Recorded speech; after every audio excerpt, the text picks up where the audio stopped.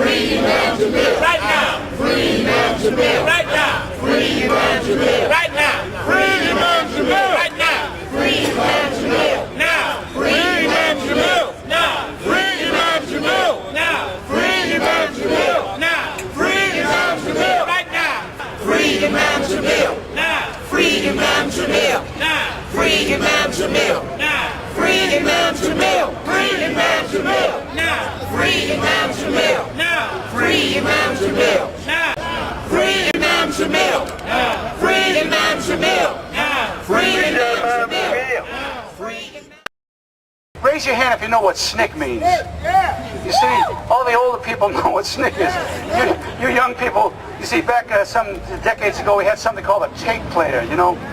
We had like a thing called a cassette. And you put that cassette in a tape player. And you had this group called SNCC, which is the SNCC, which meant the Student Nonviolent Coordinating Committee. We call it the SNCC. We call it SNCC. So I'd like to introduce Connie, a veteran activist, an alumni of SNCC, an Atlantan, a wonderful lady. Go ahead, Connie. Right into the mic. Come on. Let's go. Thank you.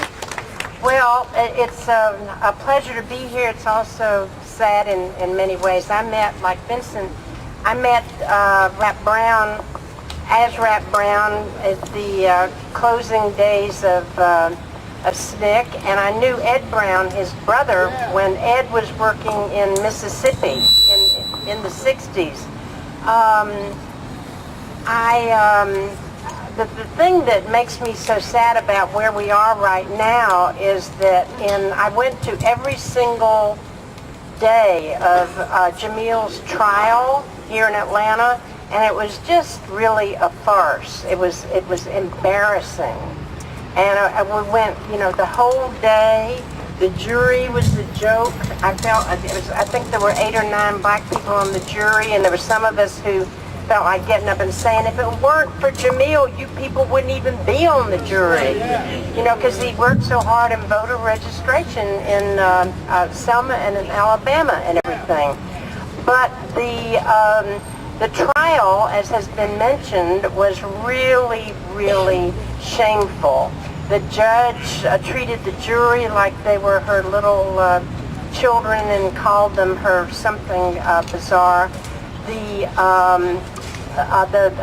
guy, one of the FBI agents, I believe, who followed him to Alabama, I was told by Bob Mance of SNCC and also another person down there that this FBI agent had his foot on Jamil's neck, and if the black sheriff of Lowndes County hadn't come along, probably would have shot him, and were prepared to say that Jamil was trying to run. The other thing, those of you who know Jamil, knows that he would not. They found the gun, the supposed gun that shot the guy, by a car that in Lowndes County, Alabama. Now, Jamil's going to drive from Atlanta over 3 rivers and then accidentally drop the murder gun by his car in Lowndes County. I mean, the whole thing is just preposterous. And what you need to remember is this was right after 9/11. So Jamil was caught in just this great, great whirlpool of crazy stuff that was going on.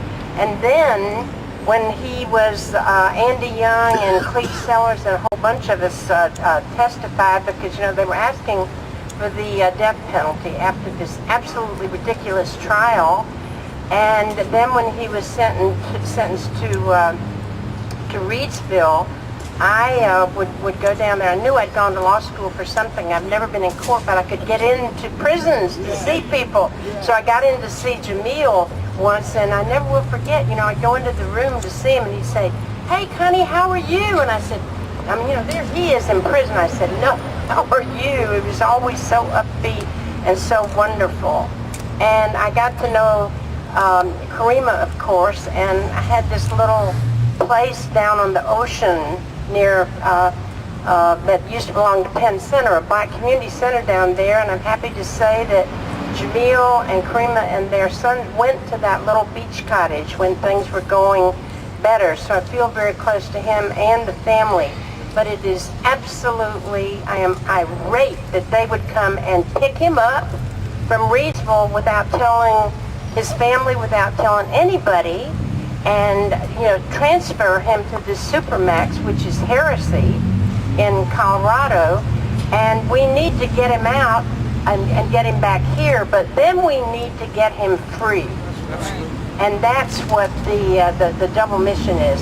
Today we're here, to protest him being the agreement where we figured out that you state and me, all of us who are citizens of Georgia, we've been paying the federal government probably way over $100,000 to pay for his expenses out in Colorado. That's taxpayers' money.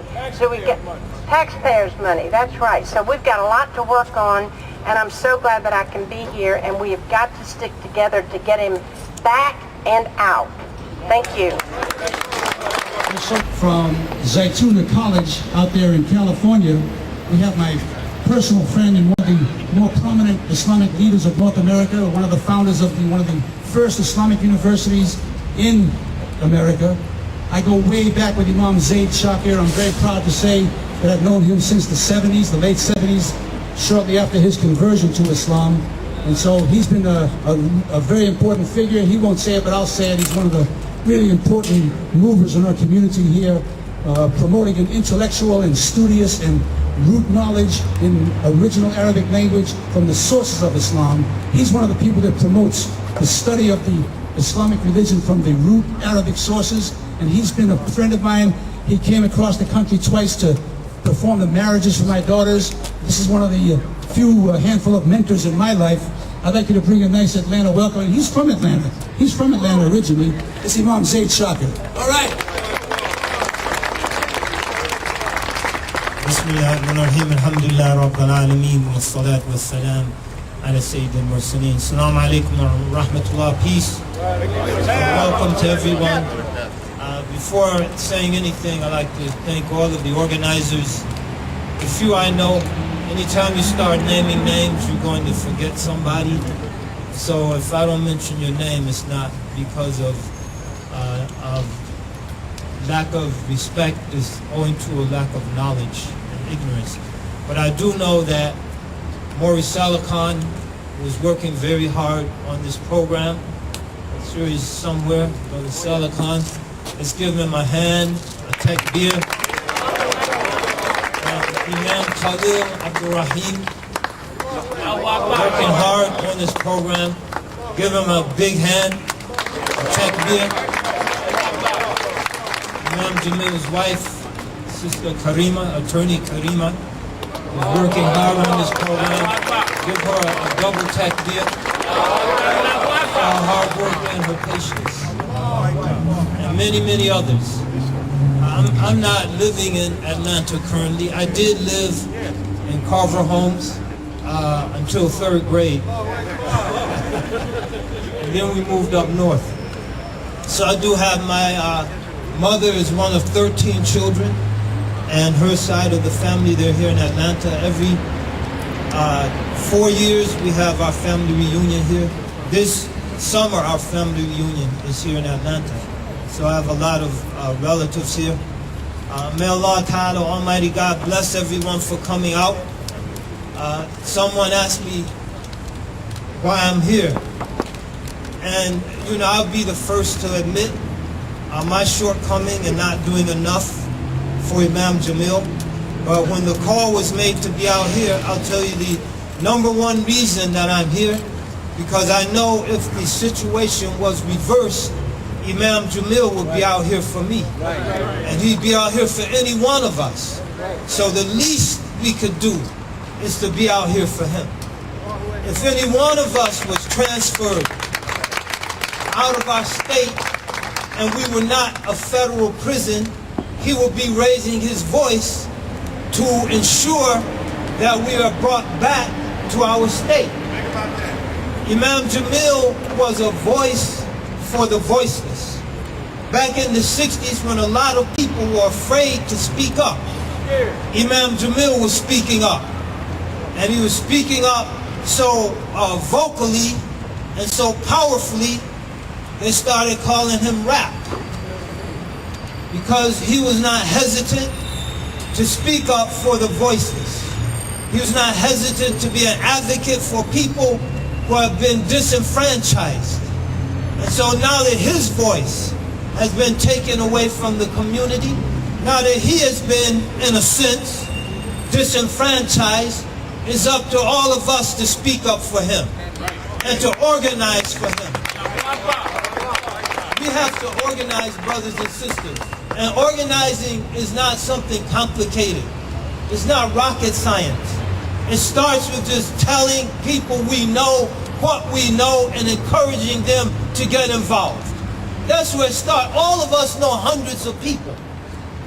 If this rally is held in 3 months, each and every one of us should commit to bring 10 people. I will personally commit. I'll bring 20 people if we hold a similar rally in 2 or 3 months. And each and every one of us should make a similar commitment. And if we hold it in a year, we should bring 100 people with each. We all have networks. I said, my mother is one of 13 children. I have hundreds of cousins here in Atlanta.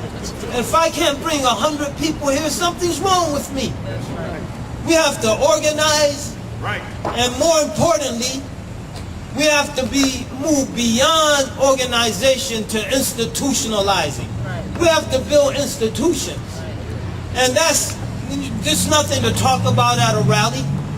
But those of us who are in a position to begin to institutionalize our ideas, that's an obligation we have, because the likes of Imam Jamil is confronting institutionalized strength. He's not confronting a few random individuals. He's confronting institutions such as the American justice system. He's confronting institutionalized imperialism. He's confronting institutions that want poor people to remain poor, that want disenfranchised people to remain disenfranchised, because those institutions benefit from that poverty, they benefit from that disenfranchisement. And so we have to develop institutions that can push back. And as Dr. Harding says, this is the work of a lifetime. This is the work of a lifetime. Some of you young people, if you feel within your heart that you want to make a difference, then prepare to go the distance. Prepare to go the distance. Activism, organizing, institution building is not a sprint. You don't go all out for 100 meters and the race is over. It's a marathon. So you get a good pace. You get a good pace. You see where they put the water bottles up ahead so you can grab and refresh yourself, and you get ready for a long race. So brothers and sisters, this is only the beginning of the race. When Imam Jamil comes back to Georgia, that's only a stage in the race. And as it was stated by those who preceded me, then the next stage begins for the appellate process, to make sure that the defense is adequately financed so that the information, the confessions, all of those things that would exonerate Imam Jamil are allowed into the trial the second time around, and there will not be a second travesty that reflects the first one. So brothers and sisters, to do that, we have to amplify our voices, we have to organize ourselves, we have to reach into our pockets. It takes money. We have to reach into other people's pockets. Because it takes money. And we have to be courageous because it takes courage. And if we can do those things, inshallah ta'ala, sooner, inshallah, rather than later, we won't be rallying for Imam Jamil. We'll be going down to that beach house with Imam Jamil. I'm on the board of directors of WRFG, but I do have a program, Just Peace. And I have been so honored over the years to interview the great Ed Brown, our Atlanta hero who we lost just this past year, the brother of H.Rap Brown, Jamil Al Amin. Now, during the trial, we worked closely with Ed to do what we could to get information out to the community here in Atlanta and around the country of the great history of H.Rap Brown, Jamil Al Amin, an amazing person. I remember once when I was interviewing, I don't know if you all know, Wendell Paris, who was one of the folks who worked with Jamil during the 1960s in Alabama. And as I was interviewing Wendell, this is during the trial now, I was interviewing Wendell and folks were saying, tune into WRFG, you have to hear this guy. It was amazing the work that they did in Alabama to challenge white supremacy and Jim Crow overall. It was just amazing. Now, I am also blessed to work at the Federation of Southern Cooperatives Land Assistance Fund. And we work with farmers across the South. And we have a training center in Alabama where Jamil would stay every now and then during that 60s period and into the 1970s. I think that one of the things we've also not mentioned here today is that we know that when Jamil has been in prison, he has had such a profound impact on the inmates in those prisons. And I've heard it doesn't matter where he was, whatever prison he was in, right? I heard that when he was first in prison in this last situation in Alabama, the inmates just clamored around him because he had so much wisdom to share. We heard that when he was in Reedsville, that he transformed so many people's lives. People have so much respect for this man. And then we also heard, of course, that prior to his move to Florence, this unlawful move to Florence, Colorado, that the inmates in Reedsville and elsewhere around the state had said they wanted him to be the Imam for Muslim prisoners throughout the state of Georgia. And it's obvious that the state of Georgia did not appreciate that. They don't appreciate the great influence and respect that this man deserves from the inmates everywhere, whether they're Muslim or not, I might add. He had a profound influence also on the white inmates in Reedsville. You all need to know. So I'm honored to be here today with this distinguished list of speakers. I have been blessed to have known and continue to know, of course, the family, the Brown family. Valinda, Ed's wife, is here today somewhere. She was here, and also Karima. They're just a beautiful, beautiful family. And I agree with the previous speakers that we absolutely need to do everything we can to bring Jamil out of Florence, Colorado, and back to Georgia where all of his family and friends are. This is outrageous. We do have a lot of work that all of us need to do. Now, I'm with the press. We sent out a lot of press releases all over the country and in the Atlanta press. You know it's hard to get the press out to these things. We have some people here today, and we're blessed for that. But we need to do a heck of a lot more education, a lot more organizing. All of us do. So I look forward to the next event, the next rally, and the ongoing work that all of us are going to continue doing in the years to come. And hopefully we'll get Jamil back in soon, right? Right?